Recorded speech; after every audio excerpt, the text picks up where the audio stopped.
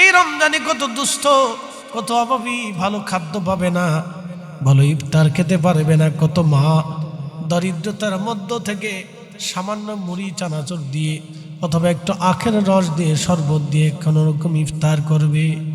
কত দরিদ্র মানুষ আছে সামান্য আলু ভর্তা ডাল দিয়ে কোনো রকম সেহরি করবে, কোনো রকম সেহরি করে তারা দিনটা পার করবে।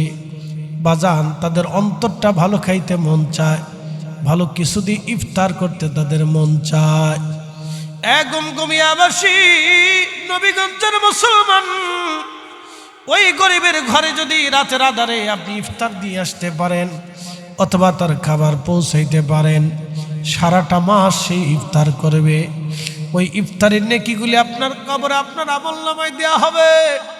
আল্লাহ রসুল বলেন, আমার উম্মতেরা রে, তোমরা রোজাদারকে ইফতার করাও, ইফতার করাও। সাহাবীরা বলেন, ইয়া রাসূলুল্লাহ, রোজাদারকে ইফতার করানোর মতো সামর্থ্য অনেক সাহাবীর নাই। আল্লাহর নবী বলেন, তাহলে এক পেয়ালা দুধ দিয়ে ইফতার করাও। এক পেয়ালা দুধ দিয়ে ইফতার করাও, এক পেয়ালা দুধ দিয়ে তোমরা ইফতার করাও। আল্লাহর নবী বলেন, এক পেয়ালা দুধ দিয়ে ইফতার করাও। সাহাবী বলেন, হুজুর, এক পেয়ালা দুধ দিয়ে ইফতার করানোর মতো সামর্থ্য আমাদের অনেকের নাই। নবীজি বলেন, একটা খেজুর দিয়ে ইফতার করাও। বলে, হুজুর, এমনও আছে একটা খেজুর খাওয়ানোর মতো সামর্থ্য তাদের নাই। বুঝেন সাহাবীরা কতটা দরিদ্র সীমার নিচে বাস করত, কিন্তু ঈমানে তারা ছিল বলিয়ান। পেটে খাবার ছিল না, কিন্তু কলবে ঈমান ছিল মজবুত। সাহাবী ডাক দে বলে, হুজুর, খেজুর খাওয়ানোর সামর্থ্য নাই। আল্লাহর নবী বলেন, তাহলে তোমরা যদি না থাকে তোমার ভাইকে এক পেয়ালা পানি দিয়ে তুমি ইফতার করাও। যদি পানি দিয়ে ইফতার করাইতে পারো, সাহাবী যার ইফতার করাইলা তার রোজা হোক বা না হোক, তোমার আমলনামাতে আমার রব আমার আল্লাহ একটা কবুল রোজার সওয়াব লিখে দিবে। এইভাবে যদি আপনি 2000 মানুষকে ইফতার করান, 2000 রোজার সওয়াব আপনার আমলনামায় হবে। যদি 10,000 মানুষকে ইফতার করান, 10,000 মানুষের রোজার সওয়াব আপনার আমলনামায় হয়ে যাবে। খুব মনোযোগ দিয়ে শুনে যান। আল্লাহ রসুল বলেন, আমার উম্মতেরা যদি পেট ভরে উম্মতকে খাওয়াইতে পারো, যদি তৃপ্তি সহকারে আমার রোজাদারকে খাওয়াইতে পারো, আমি নবী ওয়াদা করলাম কিয়ামতের ময়দানে তোমাকে হাউজে কাউসারের পানি পান করাইয়া তোমার কলিজা ঠান্ডা বানায়া দেব। আল্লাহু আকবার। না হয় না, আরো জোরে বলেন। ইফতার করাবেন। কিছু এমন এমন ভালো ভালো নেকের কাজ আছে যেগুলি করা দরকার, এইগুলি আপনারা করবেন। আল্লাহ তৌফিক দিক। জোরে আওয়াজ তুলে বলেন আমিন। একসাথে জোরে বলেন তো আল্লাহু আকবার। আল্লাহু আকবার। হয় না, আরেকটু জোরে বলেন আল্লাহু আকবার। নারে তাকবীর, নারে রিসালাত, আহলে সুন্নাত ওয়াল জামাত।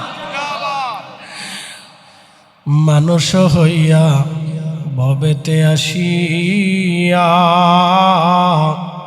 মানুষের করিলাম কি, ও নবী না মানিলাম কি যে ভুল করিলাম, নবী না মানিলাম কি যে ভুল করিলাম, ভস্মে ঢালিলাম ঘি।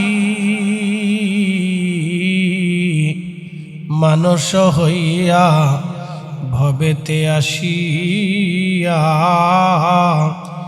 মানুষের করিলাম কি। হাসান বসরি রাহমাতুল্লাহি আলাইহি তিনি একদিন রোম দেশে গেছেন ব্যবসা করার জন্য। তিনি তখন সোনা দানা মণি মুক্তা হীরা জহরতের ব্যবসা করতেন। বিরাট বড় ব্যবসায়ী, চারটিখানি কথা না। রোম দেশে চলে গেলেন ব্যবসার জন্য। সাথে বন্ধুকে নিয়ে গেলেন। বন্ধু ছিল দোবাসী। দুইজন ব্যবসার উদ্দেশ্যে রোম দেশে চলে গেলেন। তো রোম দেশে যাওয়ার পরে আল্লাহর ওলি হাসান বসরি রাহমাতুল্লাহি আলাইহি দেখলেন যে রোমানদের যিনি রাজা আছেন তারা একটা তাঁবুর চারপাশ দিয়ে রাজা এবং রানী ঘুরতেছে। কিছু সময় পরে একটা সৈন্যদল আসলো। তারাও ঘুরে কি যেন বলে আর কান্নাকাটি করে। সুন্দরীরা আসলো, পরমা সুন্দরী, বাছাই করা করা সুন্দরীরা আসলো। তারাও চারপাশে ঘুরলো, কাঁদলো, কি জন্য বলল, চলে গেল। অনেক বড় বড় মুরব্বী, বুজুর্গ, জ্ঞানী গুণী তারা আসলো, চারপাশ দিয়ে ঘুরলো, তারা কি যেন বলল, আবার চলে গেল। হাসান বসরি ডাক দেখে, বন্ধুরে ওদের ভাষা তো জানলাম না, কাজটাও তো বুঝলাম না, ঘটনা কি বলে দিয়ে যাও। বন্ধু ডাক দেখে, হাসান এই যে তাবু দেখতেছো, এই তাবুর ভিতরে একটা কবর আছে, সমাধি আছে। এই সমাধিটা হলো রোম বাদশার একটা মাত্র সন্তান ছিল, এই সন্তানের কবর তার। ছোটকালে সন্তানটা মারা গেছে। সন্তানটা মারা যাওয়ার পরে প্রত্যেক বছরে সন্তান যেই দিন মারা গেছে ওই দিনে রোম সম্রাট আসে, নিজে আসে, সৈন্যরা আসে, বিভিন্ন গ্রুপ আসে, রোম সম্রাটের দরবার থেকে তারা আসে। বলে নারীগুলি কারা? এই কবরের চারপাশ দিয়ে, সৌধের চারপাশ দিয়ে তারা কেন ঘুরলো, কান্নাকাটি করলো, বিষয়টা তো বুঝলাম না।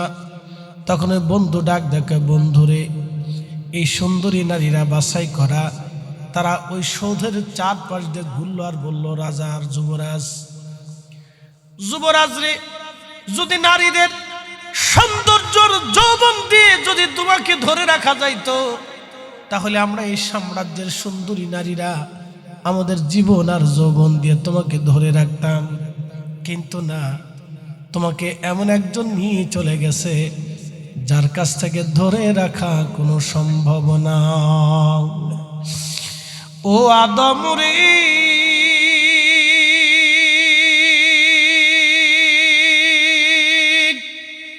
পাক ধরিয়া গেছে দাড়ি, দন্ত বাসে গুঠা চারি,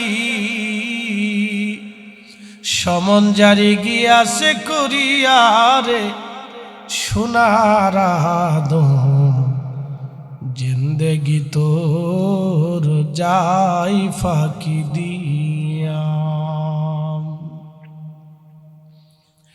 বন্ধু এরপরে ওই যে জ্ঞানী গুণীদেরকে দেখলাম, তারা কারা? তখন বন্ধু ডাক দেখে, তারা হলো এই সমাজের, এই রোম সাম্রাজ্যের বড় বড় জ্ঞানী দার্শনিক, অনেক বড় বড় ডাক্তার, কবিরাজ, তারা চিকিৎসক। তারা চারপাশ দিয়ে ঘুরলো আর কাঁদলো আর বলল, যুবরাজ তুমি আমাদের কলিজার টুকরা ছিলা, যদি জ্ঞান আর মেধা দিয়ে, বিদ্যা আর বুদ্ধি দিয়ে যদি তোমাকে ধরে রাখা যাইতো, বাঁচানো যাইতো রে যুবরাজ, তাহলে আমাদের সমস্ত মেধা দিয়ে, সমস্ত জ্ঞান দিয়ে তোমাকে বাঁচাইতাম আমরা। কিন্তু না, এমন একজন তোমাকে ধরে নিয়ে গেছে যার কাছ থেকে আমাদের কোনো জ্ঞান, কোনো মেধা ধরে রাখতে পারে না। যুবরাজ তোমাকে এমন একজন নিয়ে চলে গেল যার কাছ থেকে আমাদের কোনো মেধাই ধরিয়ে রাখতে, ফিরিয়ে রাখতে পারে না। যুবরাজ এইভাবে বলে বলে তারা কান্না করে করে চলে গেল। বলে এরপরে কমান্ডো সৈন্যরা আসলে, এরা কারা? বলে বন্ধু হাসান, এরা হলো এই রোম রাজ্যের সবচেয়ে বড় বড় প্রশিক্ষিত কমান্ডো সৈন্য, যারা অত্যন্ত সূক্ষ্মভাবে যাদেরকে যুদ্ধের জন্য তৈরি করা হয়েছে, এরা কমান্ডো। হাসান রে, এরা হচ্ছে রোম দেশের সবচেয়ে কঠিন যোদ্ধা। এরা চারপাশ দিয়ে ঘুরল আর বলল, যুবরাজ রণকৌশল দিয়ে, সমস্ত সামরিক শক্তি দিয়ে যদি তোমাকে ধরে রাখা যাইতো, তাহলে আমরা রোম সাম্রাজ্যের একেবারে বিচক্ষণ কমান্ডো সৈন্যরা জীবনের সব কিছু, সমস্ত রণকৌশল আর বিদ্যা দিয়ে, সৈন্য সামন্ত দিয়ে তোমাকে আমরা ধরে রাখতাম পৃথিবীতে। কিন্তু না, তোমাকে এমন একজন নিয়ে চলে গেছে যার কাছ থেকে ফিরিয়ে রাখা আমাদের পক্ষে আর সম্ভব না। একদিন মাটির ভিতরে হবে ঘরে, মন আমার কেন বান্ধ দালান ঘর। অগুমগুমিয়াবাসী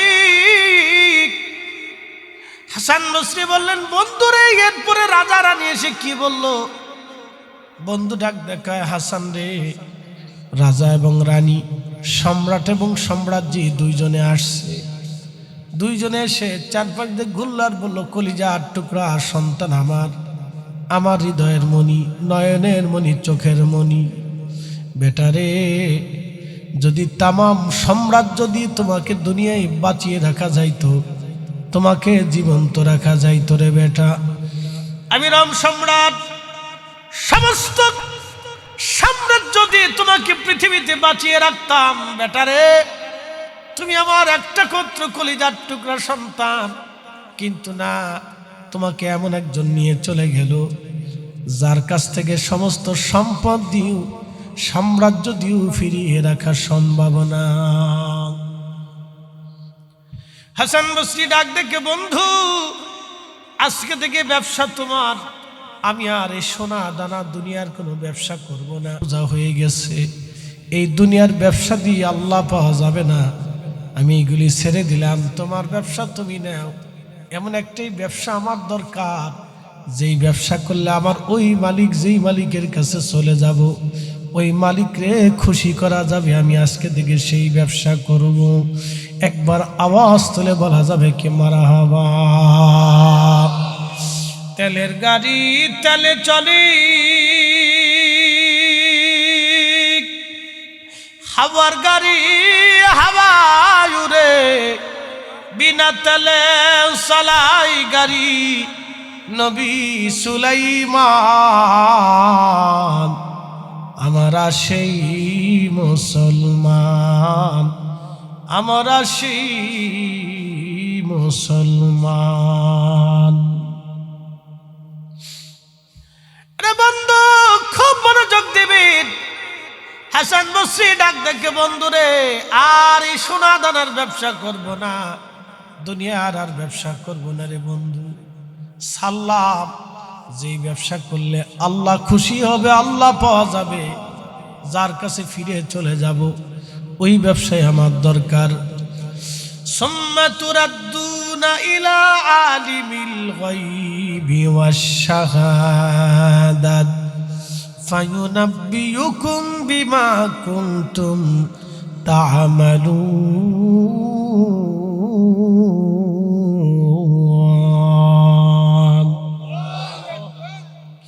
এ ঘুমঘুমিয়াবাসী, আল্লাহ ডাক দেখে, তোমরা তো আমার কাছে ফিরে আসবে,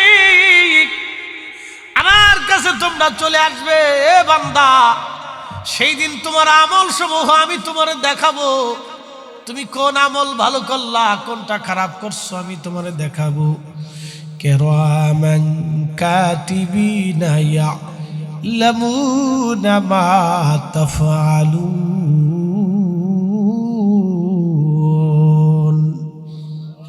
এ বান্দা, আমি তোমার পিছনে একটা গোয়েন্দা লাগিয়ে রাখছি। পৃথিবীতে বিভিন্ন দেশের বিভিন্ন গোয়েন্দা সংস্থানের নাম আছে, বাংলাদেশে অনেক গোয়েন্দা সংস্থা আছে, এক একটা সংস্থার নাম এক এক রকম, কিন্তু আল্লাহর একটা গোয়েন্দা সংস্থা আছে, এই গোয়েন্দা সংস্থার নাম হচ্ছে কিরামান কাতিবিন ইয়ালামুনা মা তাফআলুন। গোপনে গোপনে প্রকাশ্যে যা করেন না কেন, কিরামান কাতিবিন সব জানে, সবার চোখ ফাঁকি দিতে পারবেন, কিন্তু আল্লাহর গোয়েন্দা সংস্থার চোখ ফাঁকি দেওয়ার সুযোগ নাই। যুবক আমার, খুব মনোযোগের সাথে শুনবেন, সামনে মাহে রমজান, এই মাহে রমজান আসতেছে, নেকের মৌসুম, যতদূর সম্ভব এই মাহে রমজানের নেকি করে নেন। আল্লাহ রাসূল বললেন, মান সামা রমাদানা ঈমানান ওয়া ইহতিসাবান গুফিরা লাহু মা তাকাদ্দামা মিন যামবিহি। উম্মত রে, তোমার জীবনের সব গুনাহগুলি আল্লাহ ক্ষমা করে দিবে। একটা ছোট্ট বাচ্চা দুনিয়াতে মার পেট থেকে যেমন নিষ্পাপ হয়ে দুনিয়াতে আসে, ওর শরীরে কোনো গুনাহ থাকে না, ওইভাবে আমার উম্মত আল্লাহ মাফ করে দিবে, মাসুম বানিয়ে দিবে, বেগুনাহ বানিয়ে দিবে। যে উম্মত ঈমান ইহতিসাবের সাথে মাহে রমজানের রোজা রাখবে। প্রশ্ন করতে পারেন, ফরিদ হুজুর, ঈমান ইহতিসাব কি? এক নম্বরে হালাল খাবার। আল্লাহর কসম করে বলি, মাহফিল সাক্ষী, যার হাতে আমার জীবন, যার হাতে আপনার মরণ, আপনার জীবন, যিনি সূর্য উঠায় আবার ডুবায়, যিনি শীত দেয় আবার গরম দেয়, যেখানে শুকনা সেইখানে আবার পানি দিয়ে ডুবাইয়ে দেয়। ওই মালিকের কসম করি, রমজানে রোজা রাখার পরে সেহরি যদি হারাম হয়, ইফতার যদি হারাম হয়, আল্লাহর কসম করে বলি কোনো রোজা কবুল হবে না, কোনো রোজা হবে না, কোনো রোজা হবে না, কোনো রোজা হবে না। এই জন্য হালাল খাবার দিয়ে ইফতার করতে হবে, হালাল খাবার দিয়ে সেহরি করতে হবে। হালাল ব্যতীত রবের দরবারে কবুল হয় না। আপনাদেরকে ভালো করে বুঝাই, আমাদের দেশে অনেকে সুদ খায়। কেউ সুদ খায় 1 লক্ষ টাকায় মাসে 10,000 টাকা। গ্রামীণ ব্যাংক, ডক্টর ইউনূসের ব্যাংকেও সুদ নেয়। সেই সুদটা বছরে বা মাসে যেইভাবে হোক তারাও নেয়। আশাও সুদ নেয়, বেরাকও সুদ নেয়, বিভিন্ন সুদ এইভাবে নেয়, সুদ তারা দেয়। বন্ধু মনোযোগ দিবেন, এই সুদটাকে আল্লাহ কেন হারাম করলেন আপনি বুঝেন তো? যারা সুদ নেয় তারা সুদ শুধু দিতে থাকে। সুদ কারা নেয়? আমি তো সুদ নেই না, কেন আমি সুদ নেব না? আমার তো অভাব নাই। কিন্তু যারা অভাবে পড়ে, বিপদে পড়ে সুদের টাকা নেয়, কিস্তির টাকা যারা নিয়ে এইবারে মাসে মাসে তারা সুদ দেয় এবং লভ্যাংশ দিতে থাকে, এটা গরিবের রক্ত চুষে নেওয়া হয়। টাকা দিয়ে টাকার খেলা, জুয়ার মতো। টাকা দিয়ে টাকার ব্যবসা, টাকা দিয়ে টাকার ব্যবসা, জুয়া খেলার মতো। টাকা দিয়ে টাকার ব্যবসা, টাকা দিয়ে যারা ব্যবসা করে টাকার ব্যবসা। টাকা দিলেন টাকা নিবেন, টাকা দিবেন টাকা নিবেন, টাকা নিবেন টাকা দিবেন, টাকা নিবেন টাকা দিবেন, টাকা দিয়ে টাকার ব্যবসা। এই সুদের ব্যবসার কারণে কত গরিব গরিবে থাকবে, গরিব কোনোদিন ধনী হবে না। 1450 বছর আগে আল্লাহর নবী বলেন না, তা হবে না। গরিব গরিবে থাকবে, গরিবের রক্ত চোষা হবে। কত বড় সাম্যের প্রতীক ছিলেন আমার নবী, ইনসাফের প্রতীক আমার নবী, ইনসাফের প্রতীক আমার নবী। রাষ্ট্রে, জীবনে, সমাজে ইনসাফ, ন্যায় প্রতিষ্ঠিত করার জন্য 1450 বছর আগে আল্লাহ সুদটাকে হারাম করে দিয়ে বললেন না, কেউ খাবে কেউ খাবে না, কেউ খাবে কেউ খাবে না, তা হবে না, কেউ খাবে কেউ খাবে না, তা হবে না। আল্লাহর নবী বললেন, সুদের কারবারি তোমরা ছেড়ে দাও, তোমরা কর্জে হাসানা দাও, টাকা হাওলাত দাও। আমার উম্মতের, আরে কর্জে হাসানা যদি তুমি 1 টাকাও দাও, তাহলে 1 টাকা সদকা দিলে যেই নেকি হবে, কর্জা হাসানা 1 টাকা দিলে সেই নেকি হবে। 1 লক্ষ টাকা যাকাত দিলে, দান করলে যে নেকি হবে, 1 লক্ষ টাকা কোনো তোমার বিপদগ্রস্ত মুসলমান ভাইকে 1 লক্ষ টাকা তুমি যদি হাওলাত দাও, কর্জা হাসানা দাও, সেই নেকি হবে। কিন্তু এই উম্মত কর্জা হাসানাও দেয় না, কর্জা হাসানা ঠিক মতো ফিরাইও দেয় না। বাংলাদেশের সমস্যা হলো, একবার টাকা নিলে টাকা ফেরত দেয় না, দোকানে বাকি খাইলে আর ফেরত দেয় না। আমার অনেকে কয়েছে বাংলাদেশের মুসলমানের মতো সেরা মুসলমান পৃথিবীতে নেই। কথা ঠিক, এত সেরা মুসলমান এরা বাকি খাইলে আর টাকা ফেরত দেয় না। আমরা এই দেশের মতো সেরা মুসলমান পৃথিবীর কোনো দেশে নেই।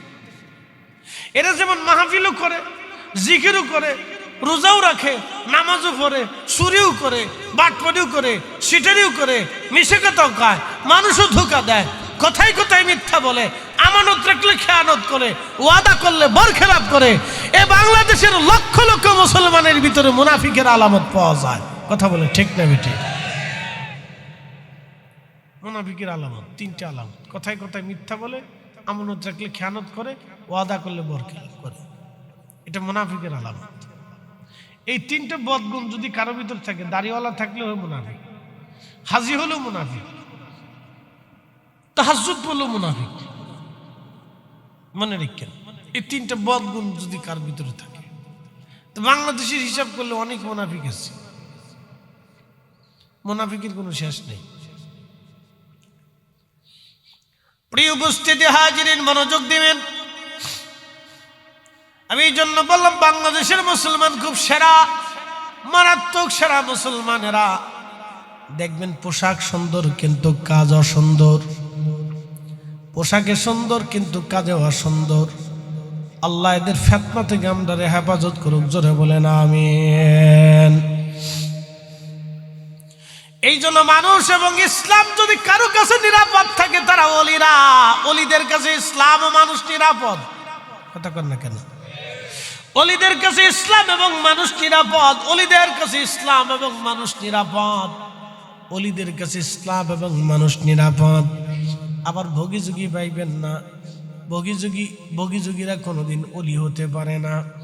আল্লাহর ইবাদত, শরীয়ত, জিকির, ফিকির, তাহাজ্জুদ ছাড়া কেউ ওলি হতে পারে না। আল্লাহর ইবাদত, শরীয়ত, নবীর সুন্নাত ছাড়া যদি কেউ ওলি হয় তাহলে আল্লাহর কসম করে বলে হাতে ঘড়ি বাদ দিয়ে চুরি পরব, কানে দুল পরব, জীবনে কোনোদিন ওয়াজ করব না। আকাশ ভেঙে যাবে, পৃথিবী পুড়ে যাবে, সাগর শুকাবে, তারা কোনোদিন ওলি হবে না। ওলি হওয়া গাছে ধরে না, ভোট দিলেই ওলি হওয়া যায় না, পীরে মুরিদ করলে পীর ওলি হয় না। মনে রাখবেন আমাদের দেশে বহু আউলা জাউলা পীর আছে। কথা বলেন ঠিক কিনা? দুনিয়ার বাজারে ইমাম হয়, ইমাম নির্বাচিত হয়। মসজিদে 5,000 টাকা বেতনের ইমাম নির্বাচন করার আগে 40 জন 50 জন হুজুর এনে ট্রেনিং দেয়, কেরাত শোনে, হুজুর দেখে হুজুর দেখতে কেমন, হুজুরের চেহারা কেমন, কণ্ঠ কেমন, কথা সুন্দর কিনা, বাচ্চা কাচ্চা বউ শাদী আছে কিনা, আরো বিস্তারিত যাই না শুই না পরীক্ষা নিরীক্ষা করে হুজুর রাখা হয়। আরে ইমামের সময় এত পরীক্ষা নিরীক্ষা করা হয়, কিন্তু বাংলাদেশে 2টা জায়গা মানুষ পরীক্ষা নিরীক্ষা করে না। একটা জায়গা হলো পীর নির্বাচন করতে যায় পরীক্ষা নিরীক্ষা করে না। তারা দেখে একজন মুরিদ করলেই মনে করে এই বেটাই বিরাট ওলি, না মুরিদ করলেই ওলি হয় না। যার ভিতরে কামালিয়াত নবীর সুন্নত নাই সে কোনোদিন আল্লাহর ওলি হতে পারে না। কথা বলেন ঠিক কিনা? কামালিয়াত সুন্নত থাকতে হবে, আকীদা হলো সুন্নাতুল জামাত হতে হবে। আল্লাহর কসম করে বলি, কোনো মা কোনোদিনও কোনো ওলির জন্ম দিতে পারবে না কায়দা হলো সুন্নাতুল জামাত ছাড়া। আলেম হতে পারে, মৌলবী হতে পারে, জ্ঞানী হতে পারে, কারণ হিন্দুদের ভিতরেও জ্ঞানী গুণী আছে, মেধা আছে, কবি সাহিত্যিক আছে, দার্শনিক আছে, বৌদ্ধ, খ্রিস্টান, নাসারা, শিখ, মাজুসি ওদের ভিতরেও আছে। মুসলমানের ভিতরে এরকম ডক্টর দার্শনিক থাকবে। কিন্তু তাই বলেই ওলি হওয়া যায় না। ওলি আর একটা নিয়ামত। যদি কামালিয়াত না থাকে, কারাবাত যদি না থাকে, এহসান দয়া যদি না থাকে, যদি কামালিয়াত ও সুন্নত যদি তার মধ্যে না থাকে, আকাইদা আহলে সুন্নাত ওয়াল জামাত না হলে কোনোদিনও ওলি হতে পারবে না। সে শুধু বক বক করবে, লাফালাফি করবে, বক্তা হবে, কণ্ঠ সুন্দর হবে, আলোচনা সুন্দর হবে, কিন্তু ওলি হতে পারবে না। ওলি হতে হলে আকাইদা আহলে সুন্নাত ওয়াল জামাত ছাড়া ওলি হবে না। ওরে শাহজালাল যে পথে 360 আউলিয়া, যে পথে কাদরিয়া, চিশতিয়া, নকশবন্দিয়া, মুজাদ্দিদিয়া, খাজা বাবা আজমিরের নাম দিয়ে অনেকে গান গায়, ঢোল পিটায়, নাচে, বেড়া বেডি একসাথে নাচে। আল্লাহর কসম করে বলি, খাজা বাবা আজমিরি জীবনে এই কাজ কোনোদিন করে নাই। খাজা বাবা আজমিরির নাম দিয়ে যারা ঢোল পিটায়, মাজার বানাইয়া, গান বাজনা করিয়া, বেসরিয়ে কাজ করে, ওরা শুয়োর আর কুত্তার চাইতেও নিকৃষ্ট। কথা বলেন ঠিক কিনা? হুজুর এই কথা কেন বললেন? একজন আল্লাহর ওলি এত নামে এত বড় মিথ্যাচার। উনি কত বড় ওলি জানেননি? উনি কত বড় ওলি জানেননি? উনি সেই ওলি, ওনার দরজা দিয়ে যদি কোনো বিধর্মী ওনার দরজা দিয়ে ঢুকতো, উনি সেই ওলি, সেই তবকার ওলি ছিলেন। ওনার দরজা দিয়ে ঢোকার সময়, বের হওয়ার সময়, ওনার দরজা দিয়ে বের হওয়ার সময় মুসলমান হয়ে বের হইতো, ঢুকতো ইমান ছাড়া, কিন্তু বের হইতো ইমান নিয়ে। এইভাবে একজন না, দুইজন না, 90 লক্ষ মানুষকে সেই দিন কালেমা পড়িয়েছিলেন। উনি সেই ওলি সুলতানুল হিন্দ, হিন্দের সুলতানুল হিন্দ, হিন্দের সুলতান। ভারত, পাকিস্তান, বাংলাদেশ, শ্রীলঙ্কা, মায়ানমার, ভুটান এই অঞ্চল হিন্দ বলা হয়। এই হিন্দের সুলতান খাজা বাবা আজমিরি। মনে রাখবেন, ভারতের পারমাণবিক বোমা থাকতে পারে, কোটি কোটি সৈন্য থাকতে পারে, লক্ষ লক্ষ হিন্দু থাকতে পারে, কিন্তু খাজা বাবার মাজারে হাত দেওয়ার মতো তৌফিক তাদের নাই। কারণ উনি সুলতান, শুধু সুলতান না, উনি হিন্দের সুলতান। যেই দিন খাজা বাবার ইজ্জতে ওরা হাত দিবে, সেই দিন ভারত ভেঙ্গে টুকরো টুকরো হয়ে ধ্বংস হয়ে যাবে। আল্লাহু আকবার! জোরে বলেন আল্লাহু আকবার! যেই দিন খাজা বাবার ইজ্জতে হাত দিবে সেই দিন ভারত ভেঙে টুকরো টুকরো হয়ে যাবে। উনি সুলতানুল হিন্দ, সুলতানুল হিন্দ, সুলতানুল হিন্দ। উনার নামে বেসরিয়ে কাজ করে বেড়া বেড়ি একসাথে নাইছে ঢোলডগর পিঠে যারা বেসরিয়ে কাজ করে, আল্লাহর কসম করে বলি ওরা মিথ্যাবাদী কাজ, যা ওদের থেকে দূরে থাকতে হবে। আগুন থেকে যেইভাবে দূরে থাকবেন ওদের থেকে সেইভাবে আমাদের দূরে থাকতে হবে। কথা বলেন না কেন? কষ্ট হচ্ছে? আল হাক্কু মুরুন, হক হলো তিতা, শুনে ভালো লাগে না, হক তিতা। এ মুসলমান ভালো করে শুনে যাবেন। হাজিরিন, আমি এই দিকে আনলাম, বাড়াবো না, কথাগুলি যেই দিকে নিয়েছিলাম আমি সেই দিকে চলে যাই। ভাই আমার, আমরা মুসলমান, এখন তো আমরা নাম কাওয়াস্তে মুসলমান, কাম কাওয়াস্তে মুসলমান নাই। আমরা নামে মুসলমান কিন্তু কাজে মুসলমান নাই। এই জন্য ইসলামে মুসলমান অলিদের কাছে নিরাপদ। অলিরা যে ইসলাম আমরা দিয়ে গেছে এর বাহিরে যাওয়া যাবে না। যদি চলে যান যেতে পারেন, কত দূর আপনি যাবেন? হাত্তা জুরতুমুল মাকাবির, কবর পর্যন্ত যাবেন, এরপরে আর কিন্তু কোনো সুযোগ নাই। বাজান বাহাদুরি দিয়ে, দেমাগ দিয়া, দল দিয়া, মত দিয়া কিয়ামতের ময়দানে নাজাতের কোনো রাস্তা নাই। দুনিয়াতে কোন দলের মিছিল করবেন, এটা দিয়ে কিয়ামতের ময়দানে কোনো নাজাতের ব্যবস্থা নাই। আল্লাহর কসম করে বলি কোনো ব্যবস্থা নাই। কোন দলের মিছিল আপনি করবেন, এটা দিয়ে কিয়ামতের ময়দানে নাজাতের কোনো ফয়সালা নাই। আল্লাহ পাক আপনার চেহারার দিকে তাকাবে না যদি তাকওয়া না থাকে।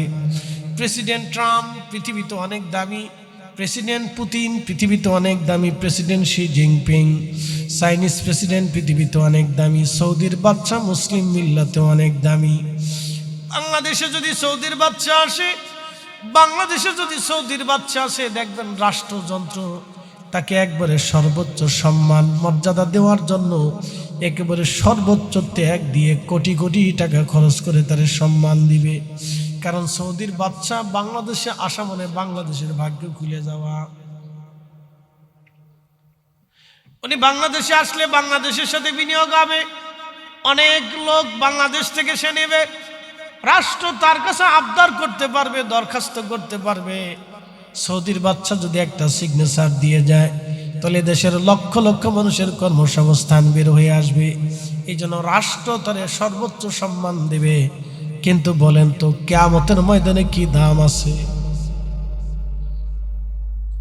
সৌদির বাদশা দেখে কিয়ামতের ময়দানে আলাদা কোনো সম্মান আছে? একজনে বলেন আছে? কোনো সম্মান নেই। সৌদির বাদশা বলে আলাদা কোনো সম্মান নাই। না না না, সৌদির বাদশা বলে কোনো সম্মান নাই। তাহলে তো কোরআনের আয়াত মিথ্যা হবে। আল্লাহ বলেন ইন্নাল্লাযীনা আমানু ওয়া আমিলুস সলিহাতি উলাইকা হুম খায়রুল বারিয়া। সে যদি দিন মজুর হয়, আধা পাগল হয়, শোনেন, সে যদি দিন মজুর হয়, রিক্সাওয়ালা হয়, ভ্যানওয়ালা হয়, ঠেলা গাড়িওয়ালা হয়, অথবা সারাদিন পরিশ্রম করে একেবারে দিন মজুর মাজুর একজন ভিখারিও হয়, তার ভিতরে যদি ঈমান এবং তাকওয়া থাকে, ঈমান এবং বুজুর্গি যদি থাকে, উলাইকা হুম খায়রুল বারিয়া, তামাম জগতের মধ্যে সে সেরা। ইন্না আকরামাকুম ইনদাল্লাহি আতকাকুম, আমার কাছে তিনি সম্মানিত হবেন জিনার কলবের ভিতরে আমার তাকওয়া বেশি, ভয় বেশি। যার অন্তরে তাকওয়া বেশি, আমার কাছে তার দাম বেশি। আমি রবের কাছে কে প্রেসিডেন্ট, কে প্রধানমন্ত্রী, ডাক্তার ইউনূস, গ্রামীণ ব্যাংকের প্রতিষ্ঠাতা, কাজ হবে না বাপ। এইগুলি দিয়ে কিয়ামতের ময়দানে কোনো লাভ হবে না। দুনিয়াতে অনেকে সরকারের বিভিন্ন পদে যাওয়ার জন্য পাগল পাড়া, অমুক এমপি হবে, মন্ত্রী হবে, প্রধানমন্ত্রী হবে, এই সেই লেতা সেতা খাতা, এইগুলি দিয়ে কিয়ামতের ময়দানে কোনো ব্যবস্থা নাই, কোনো ব্যবস্থা নাই। বরং যিনি প্রধানমন্ত্রী বাংলাদেশে হবে, কিয়ামতের ময়দানে 18 কোটি মানুষের হিসাব তাকে বুঝাই দিতে হবে। জ্বালা আছে, বিরাট বড় জ্বালা। এই জ্বালা যদি বুঝে জীবনেও সে প্রধানমন্ত্রিত্ব নেবে না। বাপ সাইডে দিয়ে কাইন দিয়ে বসি, আমি আল্লাহ বিল্লাহ করে মরে যাবো কয়েকদিন পরে, এমনি বালা। এত সোজা ভাবতেছেন। প্রত্যেক ফ্যামিলির প্রধান যিনি, তিনাকে পরিবার সম্পর্কে হিসাব দিতে হবে। আমার কন্যা, বাচ্চা কাচ্চা, সন্তান, স্ত্রী নিয়ে আমাকে হিসাব দিতে হবে, আপনাকেও দেওয়া লাগবে। এই প্রতিষ্ঠানের যিনি প্রধান আছেন, কিয়ামতের ময়দানে তাকেও জবাব দিতে হবে। কি ভাবতেছেন আপনি? ইউনিয়নের যিনি ওই আপনার কি বলে চেয়ারম্যান আছেন, তাকে ইউনিয়ন সম্পর্কে জবাব দিতে হবে। গ্রামের যিনি সর্দার আছেন, সর্দারকে গ্রাম সম্পর্কে জবাব দিতে হবে। ভাবতেছেন সর্দার হয়ে গেছেন, বেঁচে গেছেন না, তা হবে না। যিনি ওয়ার্ডের মেম্বার, তাকে ওয়ার্ড সম্পর্কে জিজ্ঞাসিত করা হবে। যিনি ওই থানার যিনি উপজেলা চেয়ারম্যান আছেন, তার উপজেলা সম্পর্কে জিজ্ঞাসা করা হবে। যিনি এমপি আছেন, তার নির্বাচিত অঞ্চল নিয়ে তাকে জিজ্ঞাসা করা হবে। যিনি মন্ত্রী আছেন, তার মন্ত্রিত্ব নিয়ে কিয়ামতের ময়দানে জিজ্ঞাসা করা হবে। যিনি রাষ্ট্রপতি, রাষ্ট্র নিয়ে জিজ্ঞাসা করা হবে। যিনি প্রধানমন্ত্রী, তার নির্বাচিত অংশ নিয়ে, সারা দেশ নিয়ে তাকে জিজ্ঞাসা করা হবে। কেমন জিজ্ঞাসা আপনাদেরকে বুঝাই দিয়ে যাই।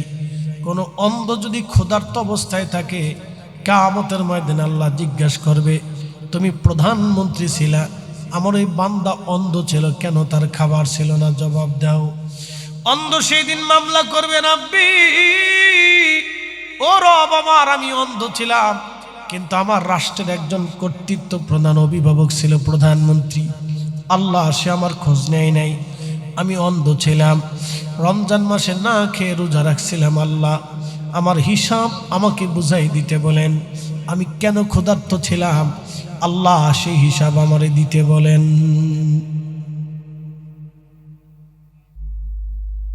অনেক কঠিন, আরো বুঝে। কিয়ামতের ময়দানে এক গরু আর এক গরুর বিরুদ্ধে মামলা করবে। আল্লাহ, গরুর বিরুদ্ধে মামলা দিবে। আল্লাহ, উত্তর পাড়ার গরু আমাকে মারছিল, গুতাইছিল, আল্লাহ আমি বিচার চাই। আল্লাহ বলবেন, তোমারে যেমনে মারছিল তুমি সেইভাবে মেরে দাও। সেদিন ওই গরু তাকে মারবে, এরপরে তাকে মাটি করে দেওয়া হবে। কুকুর এসে বলবে, আল্লাহ ওই কুকুরের এলাকায় আমি খাইতে গেছিলাম, ও আমাকে কামড়াইছিল। আল্লাহ ফয়সালা চাই। সেদিন আল্লাহ কুকুরের ফয়সালা করে দিবে, ও বন্ধু বাঁচার রাস্তা নাই। সেই দিন আল্লাহ সমস্ত ব্যক্তিদেরকে জিজ্ঞাসা করবে, রাষ্ট্রের গুরুত্বপূর্ণ পদে যারা আছে, ওসিএসপি, ডিসিএসপি, আহা বাইরে ভাই কথা শুনে যান আপনারা। একটা লোকের মামলা যদি মিথ্যা মামলা যদি হয়ে যায়, যিনি মিথ্যা মামলা লাগবেন তারও জবাবদিহিতা আছে। যিনি সাক্ষী দিবে দাঁড়াইয়া 500 টাকা দিলে বাংলাদেশে সাক্ষী পাওয়া যায়। কি কথা কন না কেন? 500 টাকা দিলে হবিগঞ্জের আদালতে যাইয়া মিথ্যা সাক্ষী দিয়ে আসবেন। ওই 500 টাকার জন্য আপনি যে মিথ্যা সাক্ষী দিয়ে দাঁড়িয়ে চলে আসলেন, দলের টানে, মতের টানে, এলাকার টানে, বংশের টানে আপনি মিথ্যা সাক্ষী দিয়েছেন। সাক্ষীর কারণে সেই লোকটার সাজা হয়ে গেল। 1 বছরও যদি জেল খাটে, ভাবতেছেন পার পেয়ে যাবেন না। কিয়ামতের ময়দানে আল্লাহর কাছে লোকটা মামলা করবে, রাব্বি তাদের মিথ্যা সাক্ষীর কারণে আমি 1 বছর বিনা কারণে জেল খাটছিলাম। এলাহি আল্লাহ, আজকে আমি তোমার কাছে ফয়সালা চাই। মালিক ইয়াউমিদ্দিন, তুমি বিচার দিনের মালিক। আল্লাহ বলবেন, বান্দা তার 1 বছর তুমি তারে ফিরিয়ে দাও। এত সহজ ভাবতেছেন? ইস, তাতে কিয়ামতের ময়দানে কায়েম হইতো না, তাতে মালিক ইয়াউমিদ্দিন আয়াতে নাজিল হইতো না। এই জন্য হযরত ওমর, উসমান, আলী, খুলাফায়ে রাশিদ রাতের আধারে তাহাজ্জুদের সময় সিজদায় পড়ে কাঁদতেন, বলে রাব্বি এত বড় খেলাফতের দায়িত্ব তুমি আমার দিছো, আল্লাহ হিসাব আমি কেমনে বুঝাবো আল্লাহ। তারা কাঁদতেন, তারা সিজদার মধ্যে পড়ে কাঁদতেন। বুঝতেছেন? হযরত ওমরের জীবনের একটা ঘটনা শোনাই। হযরত ওমর রাদিয়াল্লাহু তাআলা আনহু একদিন রাত্রিবেলা যাচ্ছেন। না কষ্ট হচ্ছে আপনাদের? একসাথে জোরে বলেন তো আল্লাহু আকবার। না আরো জোরে? সামনে নির্বাচন, তো এই জন্য নির্বাচনের ওয়াজ করি। আমার ধাক্কাধাক্কির ওয়াজ না, কেন জিতবে না ঠকবো চিন্তা আমার নাই। ওয়াজ শুনে দিয়ে যায়, যারা নির্বাচিত হবে তারা যদি আমার এই ওয়াজ শুনে, যদি একবার হৃদয়ের ভিতরে গাঁথতে পারে, আল্লাহর কসম সে মানুষের কবরে যাবে, আর নাহলে তার বিপদ আছে। কি কথা কর না কেন? নাহলে তার কি আছে? আল্লাহর কসম করে বলি, প্রত্যেক অন্ধের হিসাব দিয়ে যেতে হবে। ওই আমাদের দেশের পথ শিশু আছে না, ও রাস্তায় রাস্তায় ভিক্ষা করে, ও মামলা করবে, আল্লাহ আমি পথ শিশু ছিলাম, আমার অধিকার আমি পাই নাই, আমার বাবা আমাকে ছেড়ে চলে গেছে, আমার মা আমাকে ছেড়ে গেছে, রাষ্ট্রের প্রধান ছিল, সে আমার খোঁজ নেয়, আমার 10 বছর আমি ভিক্ষা করে খেয়েছি, আল্লাহ বছরের পর বছর আমি মানুষের দানে দানে ঘুরেছি, রাব্বি আমি পথে ঘাটে ঘুমাইছি, আল্লাহ আমার ফয়সালা বুঝাই দিয়ে তাকে বেহেশতে যেতে বলে,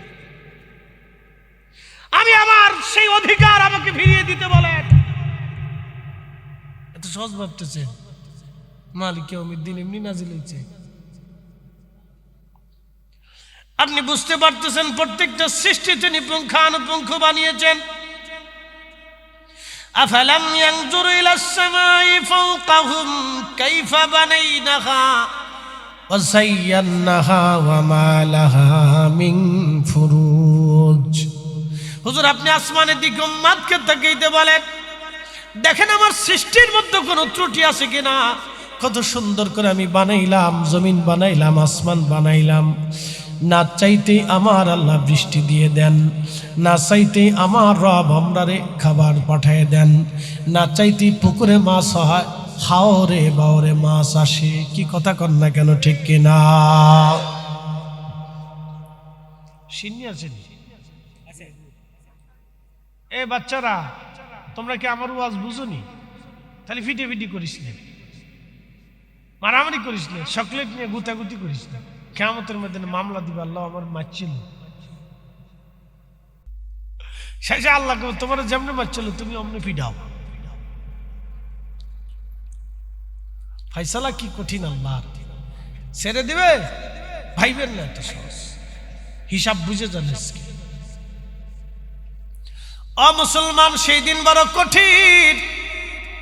হযরত ওমর রাদিয়াল্লাহু আনহু রাতের আঁধারে বেরোলেন, যেইতে লাগলেন তিনি হঠাৎ করে দেখলেন এক তাঁবুর পাশ থেকে মহিলার বাচ্চার কান্নার আওয়াজ আসে।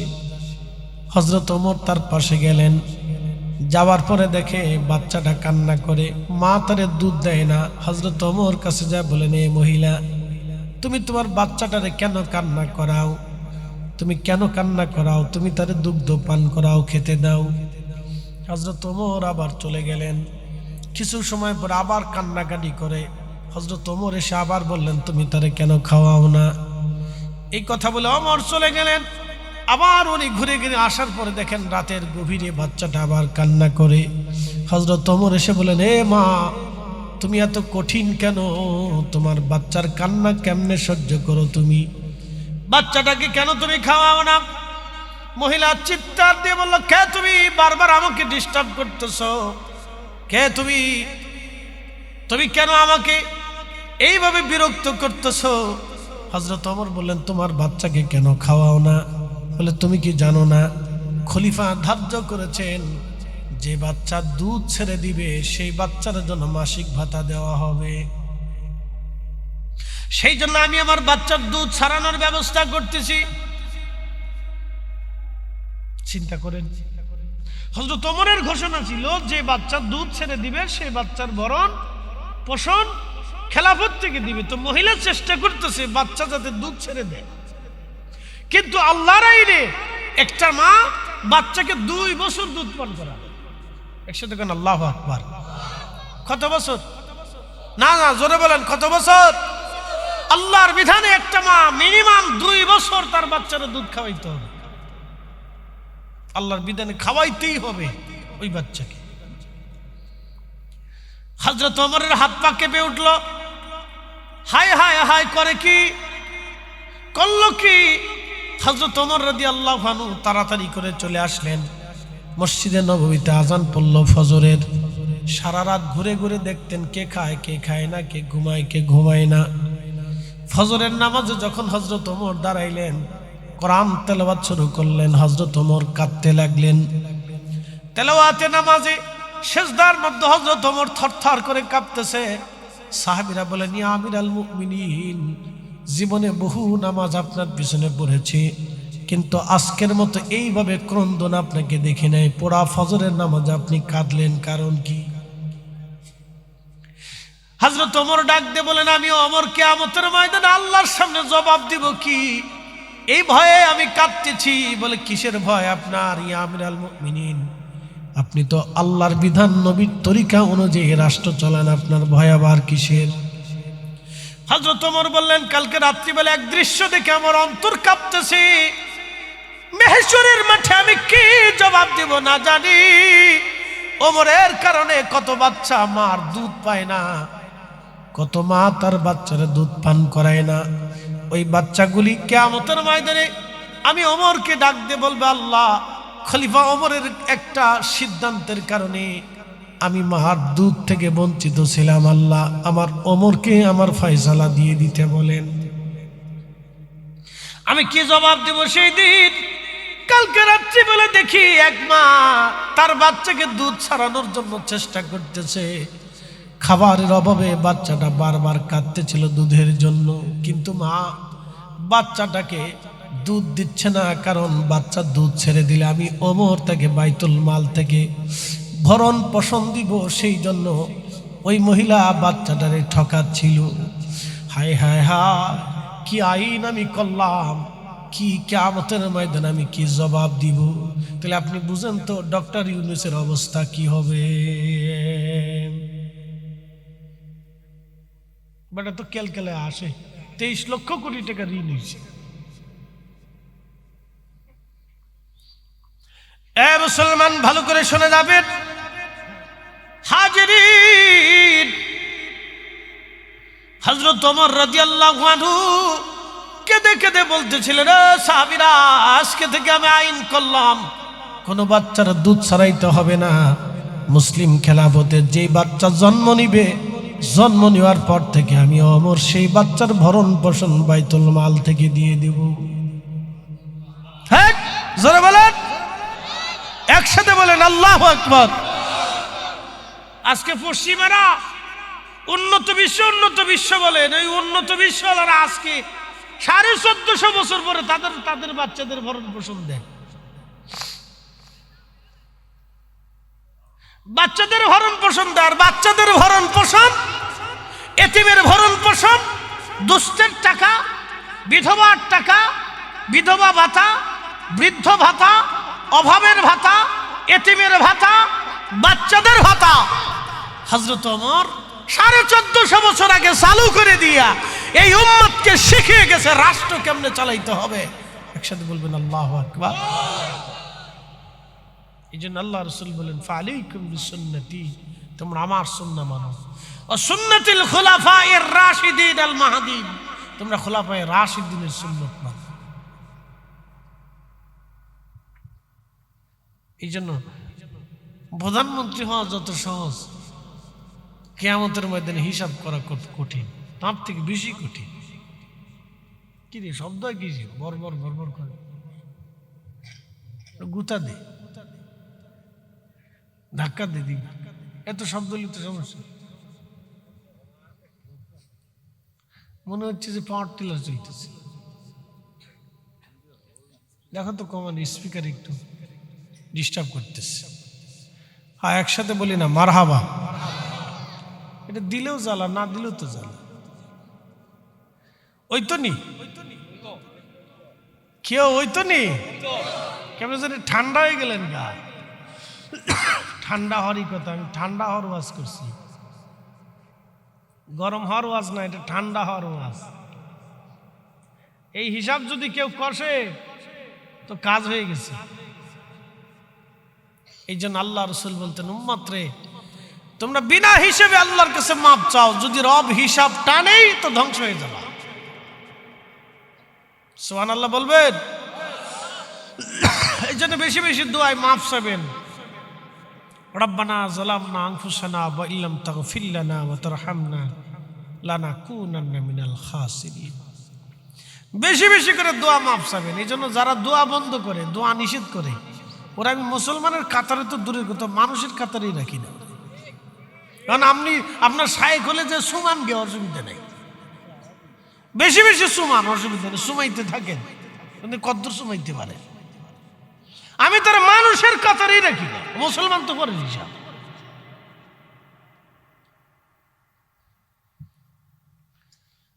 এ বাবাজি গভীর মনোযোগ।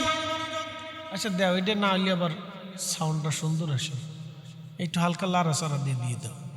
একটু জবান খুলে দরুদ শরীফ পড়ে, আল্লাহুম্মা সাল্লি আলা সাইয়্যিদিনা মাওলানা মুহাম্মাদ ওয়া আলা আলি সাইয়্যিদিনা।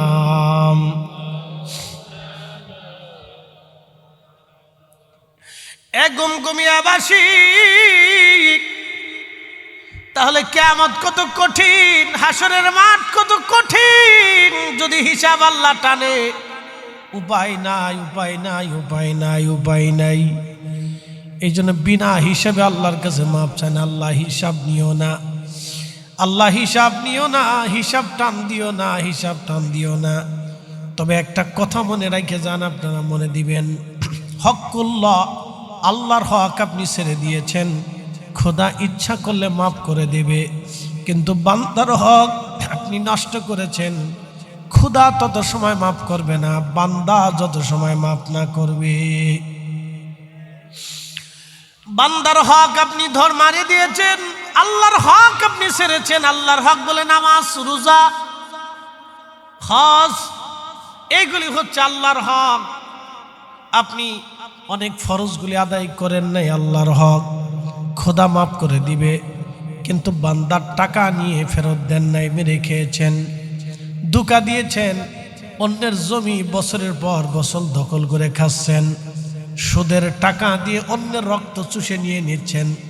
কিয়ামতের ময়দানে মাফ হবে না, বান্দা মাফ না করা পর্যন্ত। রাষ্ট্রের হক যারা মেরে খাবে, রাষ্ট্রের সম্পদ যারা চুরি করে নিবে, জনগণের টাকা, 18 কোটি মানুষের টাকা, এই টাকার ভিতরে কিছু গরিব মানুষের টাকা থাকে, যারা অন্ধ, এই অন্ধদের জন্য বরাদ্দ থাকে। অন্ধরা রাষ্ট্রের কাছে পায়, মিসকিন ভিখারিরা রাষ্ট্রের কাছে পায়, বিধবীরা রাষ্ট্রের কাছে পায়, বিধবা যারা তারা রাষ্ট্রের কাছে পায়, এতিম যারা তারা রাষ্ট্রের কাছে পায়, ল্যাংড়া যারা তারা রাষ্ট্রের কাছে হক পায়, দরিদ্র মিসকিন যারা তারা রাষ্ট্রের কাছে হক পায়। যখন রাষ্ট্র তাদের হক দেয় না, রাষ্ট্র তাদের হক বুঝায় দেয় না, কিয়ামতের ময়দানে কোটি কোটি মানুষের সামনে এই রাষ্ট্রপ্রধানদেরকে এবং রাষ্ট্রের দায়িত্বে যারা থাকবে তাদেরকে আল্লাহ কাতার করে দাঁড় করায় দিবে, দাঁড়াও। কোটি কোটি মানুষ বলবে, রব্বি, আমি হক পাইতাম, আল্লাহ আমার হক ফিরাই দিতে বলেন। নবীজি বললেন, আমার উম্মতেরা, তোমরা কি জানো কিয়ামতের ময়দানে গরিবকে আর ধনীকে? সাহাবীরা বলেন, ইয়া রাসূলুল্লাহ, কিয়ামতের ময়দানে কে ধনী কে গরিব আল্লাহু রাসূলুহু আলাম, আল্লাহ এবং নবী ভালো জানে। আমরা তো জানি দুনিয়াতে যার অনেক অর্থ আছে সে ধনী, যার অর্থ নেই সে গরিব। কিন্তু কিয়ামতের ময়দানে আল্লাহ এবং তার নবী ভালো জানে। আল্লাহর নবী বলেন, সাহাবীরা রে, তোমরা শোনো, কিয়ামতের ময়দানে এক বান্দা অনেক অনেক নেকি নিয়ে কিয়ামতের ময়দানে উঠবে, কিন্তু নেকি শূন্য হয়ে জাহান্নামে চলে যাবে। বলি, ইয়া রাসূলুল্লাহ, কোন কারণে হবে? নবীজি বললেন, সে অনেক নেকি নিয়ে হাসরের ময়দানে দাঁড়াবে, কিন্তু পাওনাদার হবে অনেক অনেক পাওনাদার। একজনকে অন্যায়ভাবে একটা থাপ্পড় মেরেছিল, সেও বলবে, রব, আমি পাওনা পাই, আমারে মারছিল।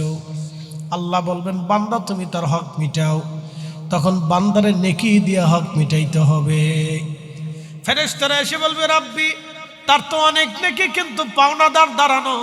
আল্লাহ বলবেন, তার নেকি থেকে পাওনা মিটায় দাও, তার নেকি থেকে পাওনা মিটায় দাও।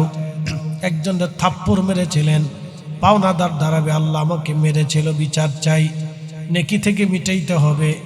এরপরে আরেকজন বান্দা আসবে, আল্লাহ আমার বকা দিয়েছিল, আমি তার ফয়সালা চাই, আল্লাহ তার নেকি দিয়ে মিটাই দিবে, তোমার এই পরিমাণ নেকি দিলাম, তুমি মাফ করে দাও। এইভাবে দিতে দিতে দিতে দিতে পাওনাদার শেষ হবে না। বুঝেন তো, 18 কোটি মানুষের পাওনা নিয়ে দাঁড়িয়ে যাবে। 18 কোটি মানুষ সেই দিন দাঁড়াবে রাষ্ট্রের প্রধানের বিরুদ্ধে, আল্লাহ, এবং ওই জেলার যারা আছে জেলার ডিসির বিরুদ্ধে দাঁড়াবে, এসপির বিরুদ্ধে দাঁড়াবে, মন্ত্রী এমপি চেয়ারম্যান মেম্বারদের বিরুদ্ধে দাঁড়াবে। আল্লাহ, আমরা তাদের কাছে এইভাবে পাইতাম, এইভাবে তারা আমরার কাজ করে নেয়, আমরা বুঝাই দিতে কন। তখন কিয়ামতের ময়দানে আল্লাহ জিজ্ঞাসা করবে, বান্দা দিয়েছ কিনা? যদি দিয়ে দেয় তাহলে আমলনামা আল্লাহ দেখাবে বান্দা দিয়ে দিছে, তাহলে আল্লাহ তারে মাফ করে দিবে, আর কোনো হক পাবে না। যদি না দিয়ে থাকে সেই দিন আল্লাহর বান্দারা বলবে, আল্লাহ আমরা প্রাপ্যগুলি বুঝিয়ে দিতে বলেন। তখন তার দুনিয়ার কোনো সম্পদ থাকবে না যে প্রাপ্য দিবে। তখন আল্লাহ বলবে, ফেরেশতারা তার নেকি থেকে বান্দার হক মিটাও। নেকি দিতে দিতে নেকি শেষ হয়ে যাবে।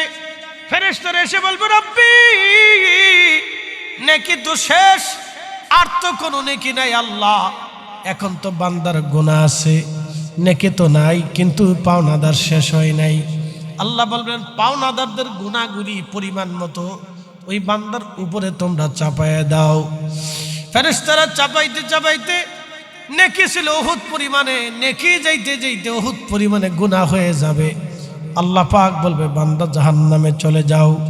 মিজানের পাল্লায় দাঁড়ানোর পরে দেখবে তার কোনো নেকি নাই, সে জাহান্নামে চলে যাবে কাঁদতে কাঁদতে। নবীজি বলেন, এই হলো কিয়ামতের ময়দানের গরিব। অনেক নেকি ছিল, কিন্তু পাওনাদারের কারণে সে আজ নেকি পায় নাই। আমাদের দেশের অনেক ভাই আছে, বনের জমি বুঝায় না, 30 বছর ধরে বনের জমি খাইলো। বোন ভাইয়ের কাছে আসে, বলে, ভাইরে দিবি না পরে নিস, দিবি না পরে নিস। বনে তো ভাইয়ের বিরুদ্ধে মামলা করতে পারে না। কেন, কিভাবে মামলা করবে? যদি মামলা করে তাহলে ভাই তো আর কোনোদিন দরজা খুলবে না। বোন তো ভাইয়ের কাছে দুর্বল। বলে, কেন দুর্বল?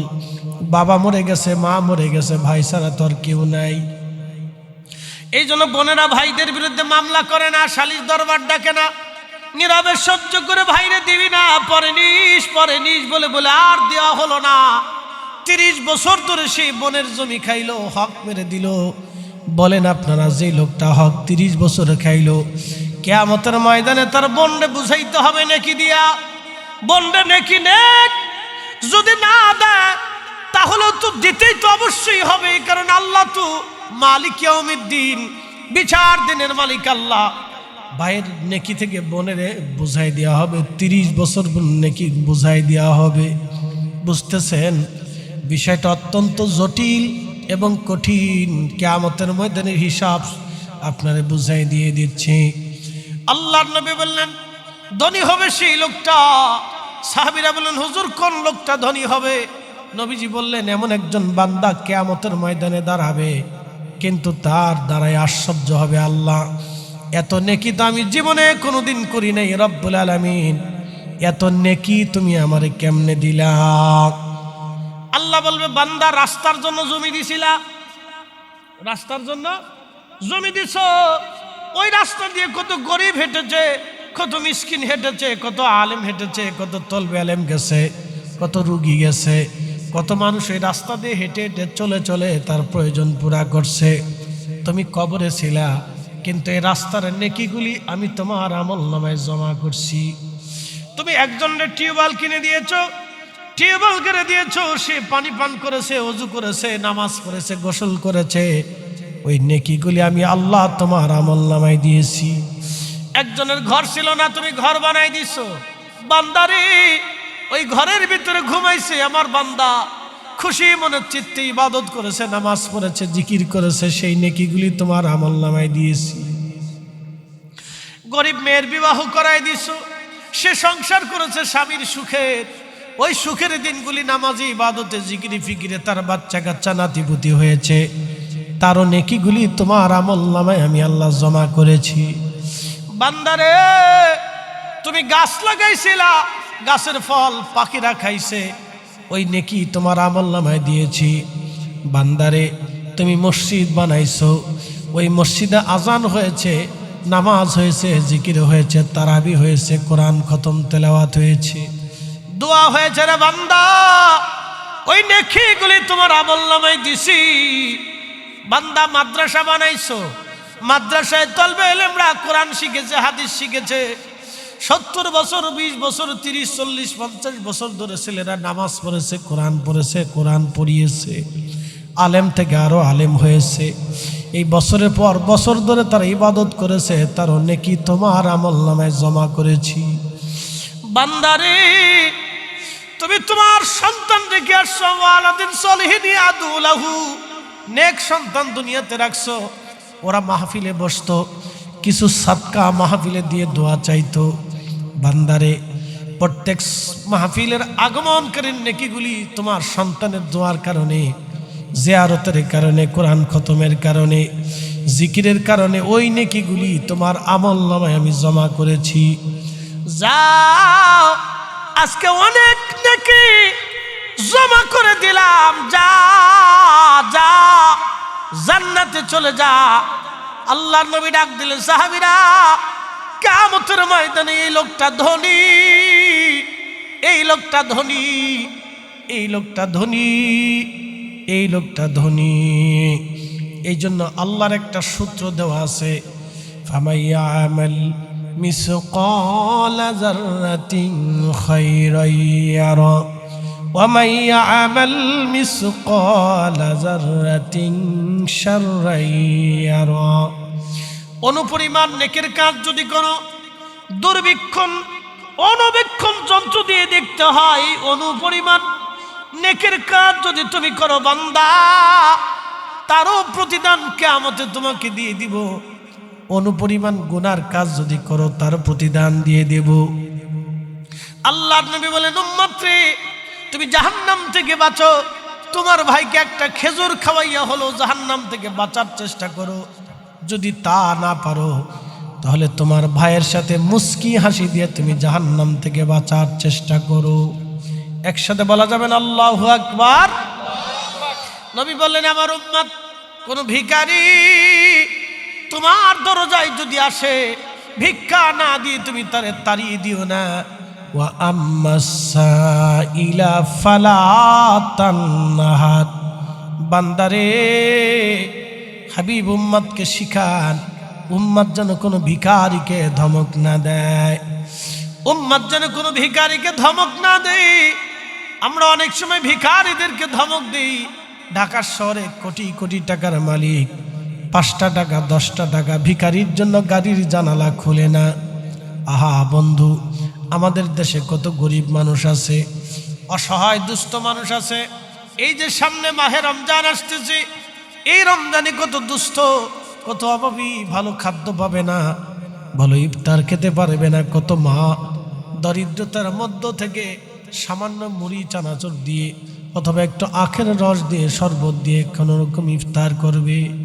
কত দরিদ্র মানুষ আছে, সামান্য আলু ভর্তা ডাল দিয়ে কোনো রকম সেহরি করবে, কোনো রকম সেহরি করে তারা দিনটা পার করবে। বাজান, তাদের অন্তরটা ভালো খাইতে মন চায়, ভালো কিছু দিয়ে ইফতার করতে তাদের মন চায়।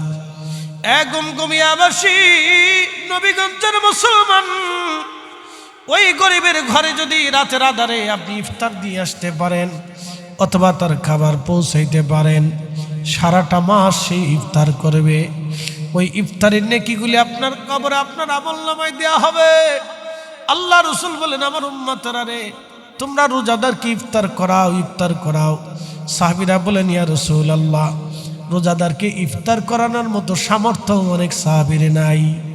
আল্লাহর নবী বলেন, তাহলে 1 পেয়ালা দুধ দিয়ে ইফতার করাও। 1 পেয়ালা দুধ দিয়ে ইফতার করাও। 1 পেয়ালা দুধ দিয়ে তোমরা ইফতার করাও। আল্লাহর নবী বলেন, 1 পেয়ালা দুধ দিয়ে ইফতার করাও। সাহাবী বলেন, হুজুর, 1 পেয়ালা দুধ দিয়ে ইফতার করানোর মতো সামর্থ্য আমাদের অনেকের নাই। নবীজি বলেন, একটা খেজুর দিয়ে ইফতার করাও। বলে, হুজুর, এমনও আছে একটা খেজুর খাওয়ানোর মতো সামর্থ্য তাদের নাই। বুঝেন সাহাবীরা কতটা দরিদ্র সীমার নিচে বাস করত, কিন্তু ঈমানে তারা ছিল বলিয়ান। পেটে খাবার ছিল না, কিন্তু কলবে ঈমান ছিল মজবুত। সাহাবী ডাক দিয়ে বলে, হুজুর খেজুর খাওয়ানোর সামর্থ্য নাই। আল্লাহর নবী বললেন, তাহলে তোমরা যদি না থাকে তোমার ভাইকে এক পেয়ালা পানি দিয়ে তুমি ইফতার করাও। যদি পানি দিয়ে ইফতার করাইতে পারো সাহাবী, যার ইফতার করাইলা তার রোজা হোক বা না হোক, তোমার আমল নামাতে আমার রব আমার আল্লাহ একটা কবুল রোজার সওয়াব লিখে দিবে। এইভাবে যদি আপনি 2000 মানুষকে ইফতার করান, 2000 রোজার সওয়াব আপনার আমল নামায় হবে। যদি 10,000 মানুষকে ইফতার করান, 10,000 মানুষের রোজার সওয়াব আপনার আমল নামায় হয়ে যাবে। খুব মনোযোগ দিয়ে শুনে যান। আল্লাহ রসুল বলেন, আমার উম্মতেরা যদি পেট ভরে উম্মতকে খাওয়াইতে পারো, যদি তৃপ্তি সহকারে আমার রোজাদারকে খাওয়াইতে পারো, আমি নবী ওয়াদা করলাম কিয়ামতের ময়দানে তোমাকে হাউজে কাউসারের পানি পান করাইয়া তোমার কলিজা ঠান্ডা বানায় দেব। আল্লাহু আকবার। না হয় না আরো জোরে বলেন। ইফতার করাবেন। কিছু এমন এমন ভালো ভালো নেকের কাজ আছে যেগুলি করা দরকার, এইগুলি আপনারা করবেন। আল্লাহ তৌফিক দিক। জোরে আওয়াজ তুলে বলেন আমিন। একসাথে জোরে বলেন তো আল্লাহু আকবার। আল্লাহু আকবার। হয় না আরেকটু জোরে বলেন আল্লাহু আকবার। নারে তাকবীর, নারে রিসালাত, আহলে সুন্নাত ওয়াল জামাত। মানুষ হইয়া ভবেতে আসিয়া মানুষের করিলাম কি, ও নবী না মানিলাম কি যে ভুল করিলাম, নবী না মানিলাম কি যে ভুল করিলাম, ভস্মে ঢালিলাম ঘি। মানুষ হইয়া ভবেতে আসিয়া মানুষের করিলাম কি।